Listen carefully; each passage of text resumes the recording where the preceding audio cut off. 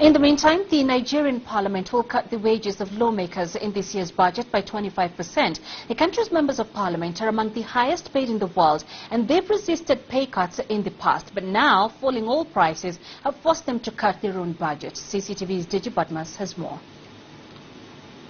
Most Nigerians don't really like their lawmakers, accusing them of earning too much money and doing too little.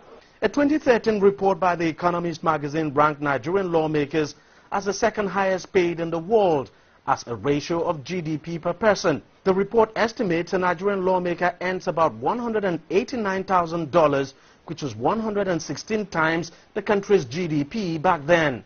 The lawmakers had long resisted calls to accept a pay cut, but with government revenues seriously depleted owing to the fall in global oil prices, they have now slashed their own budget by 25%.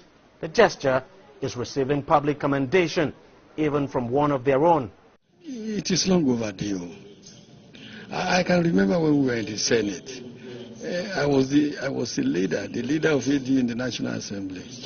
I was being paid 2.8 billion a month, out of which I paid my 13 aides officially assigned to me, and I took care of my senatorial district and so on. But when I heard about what is being paid now, I felt a little uncomfortable.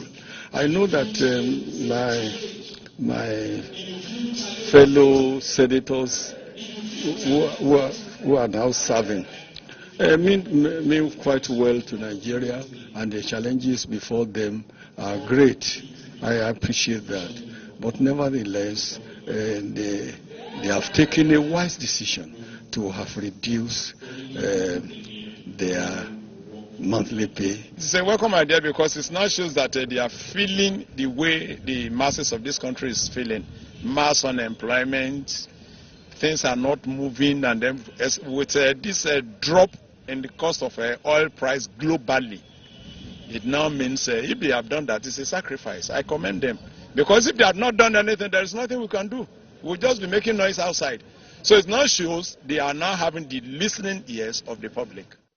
But besides the commendations, others think the lawmakers could have done more.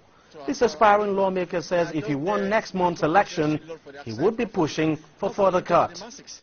At least I will have suggest 15%. God willing, if I'm going to be there, come in April 11, I think I'm going to sponsor a bill in respect of that. And he is not alone. We have cut it for 50%. That's what I think, which would have been better because you find so much. Companies having so many aids, and of course they are not related back to their constituency.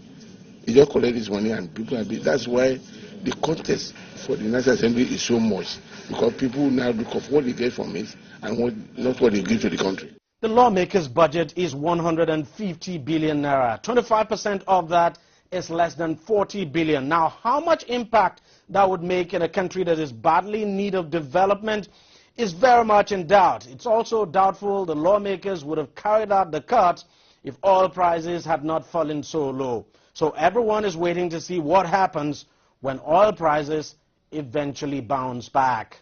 Digi Badmas, CCTV, Lagos, Nigeria.